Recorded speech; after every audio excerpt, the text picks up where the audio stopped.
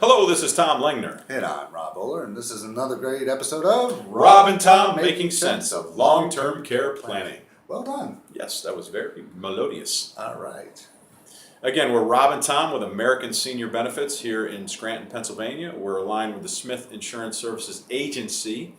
Our email is, our website is smithinsinc.com. Here's a picture of our homepage, which gives you an idea of some of the resources that we have available to you that you can use, beyond just even what we're talking about today.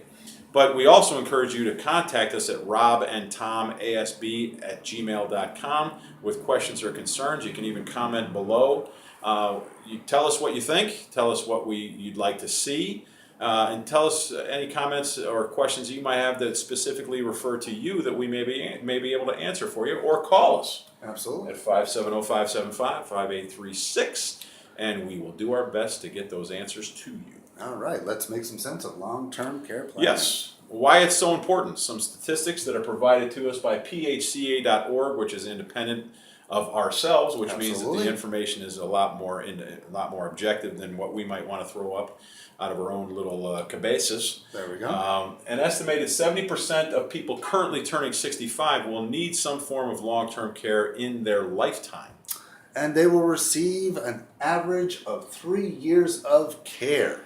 With 18% of the seniors requiring over 1 year of care, which means that there's a widespread. There's people that need very short term, a few months, up to people that live in nursing facilities for several years.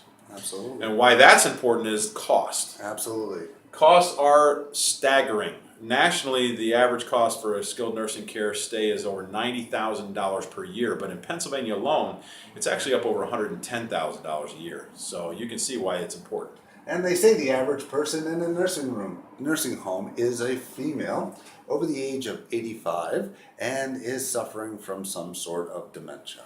And the occupancy rate is over 90%, which means that it plays back into that 70% need.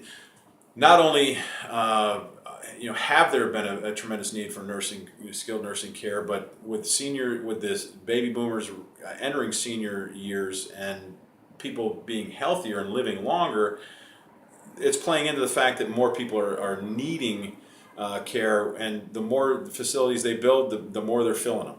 Absolutely. So who's paying these bills, Rob? Let's find out. All right, the annual spending on long-term care in the United States, excluding unpaid family caregiving, has reached nearly $275 billion. Billion. That's a lot. And that's annually. That's annually.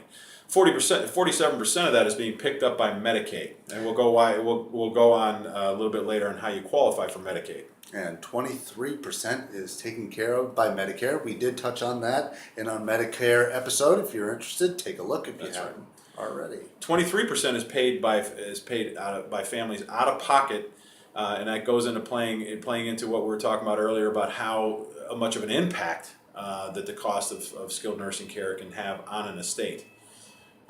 Less than 4% is paid by some form of veterans access to care or some other state program outside of Medicaid.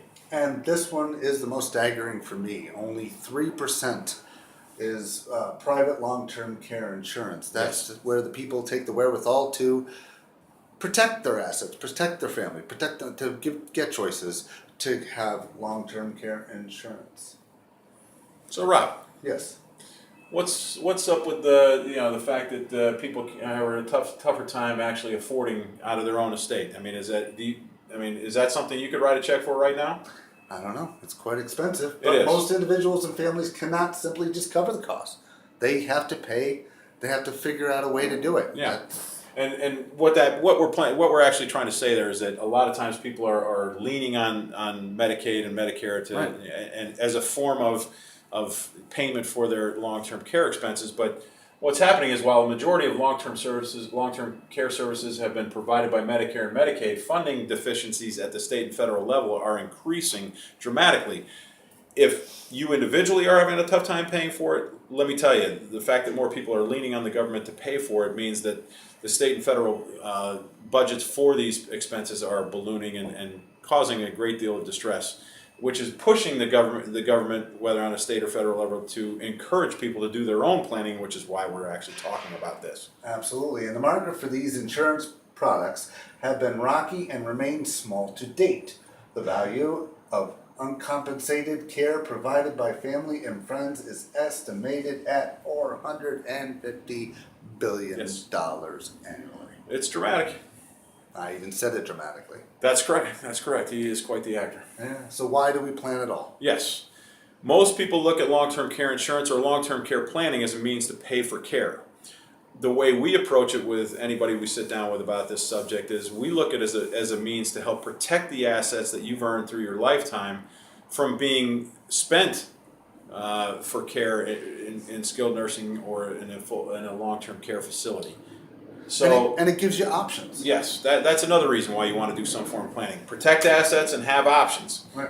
Because the less planning you do, the less options you have. And what are those? What are some of those options? Well, care in your home. A lot of people don't even realize if they can actually receive the nursing home care in their own individual home. And the more planning you do, the more that staying in your home is more of an option.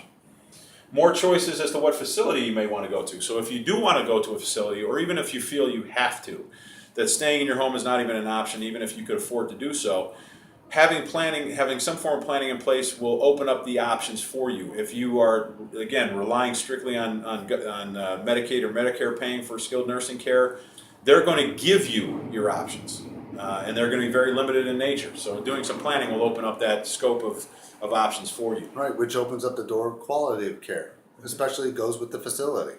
That's right. And the next thing is if you do choose to or want to have a family member or friend provide some help for you in that respect, most people don't realize that if you do some planning, and even in respect to long-term care insurance, most of them are allowing you to actually compensate a family member or friend for helping you with care. Moving right along. How is it prescribed? In other words, how do you qualify for long-term care in any respect? Okay, in general, long-term care, skilled nursing care is prescribed when a patient is no longer able to perform 2 out of the 6 acts of daily living, and they are as follows: Eating, bathing, dressing, toileting, walking. and continence. So in other words, if you're not capable of performing those aspects, or at least 2 out of 6 of those, then you are actually becoming eligible to access care at home or access care in a facility. Prior to that, that's not going to be prescribed for you, and you need a prescription for long-term care. Absolutely. Some basic planning steps. First step: determine your net worth.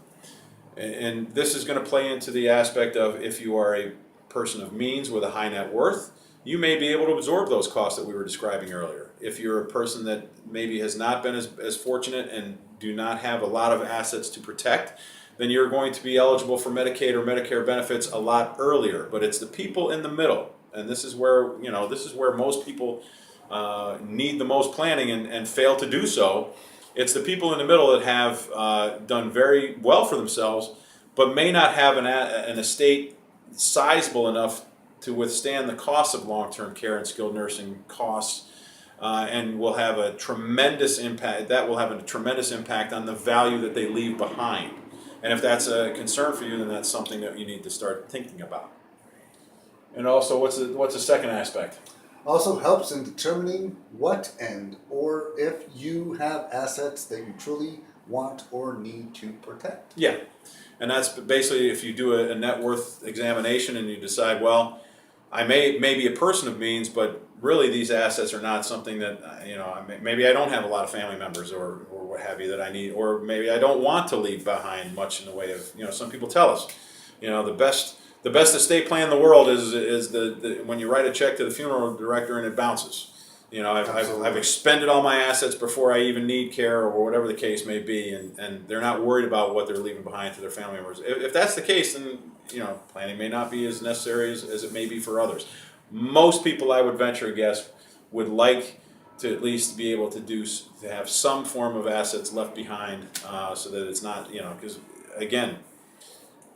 You may not be as concerned about it, but what you're saying to the world at large is I don't care who gets my assets. I mean, if you have charitable intent, or even if it's beyond just family member or friends, you may have a charitable intent, and they aren't going to receive the assets that they're being spent by the state in order to take care of you.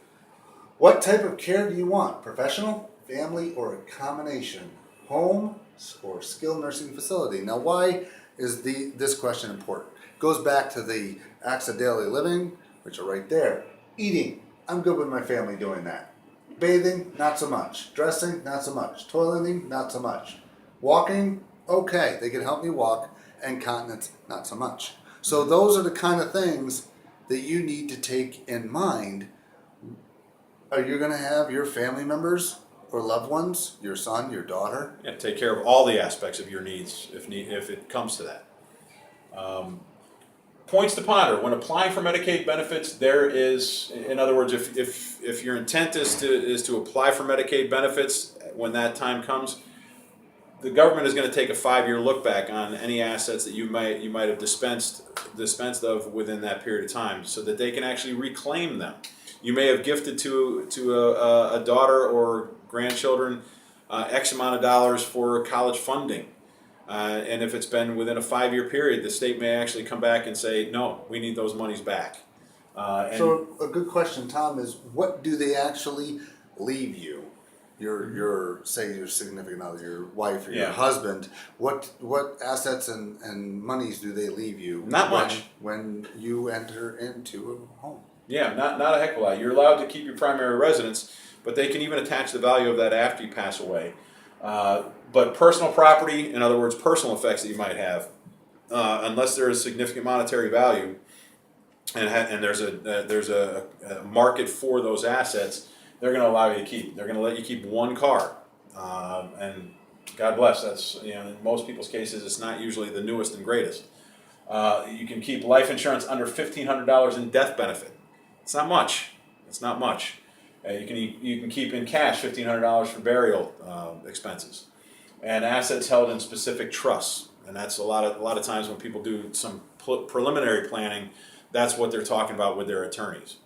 It's never too early and never too late to begin long-term care planning, because you can start before you retire and you can start after.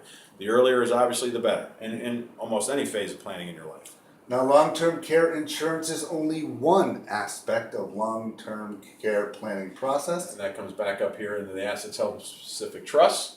And at last but not least, planning is the best way to relieve anxiety caused by this seemingly overwhelming issue and provides more options, as we've stated before. So, I hope that you got something from this that you can glean and move forward with, because if there's anything that these videos and this particular topic in general that we hope happens when you view it, is that you actually take action.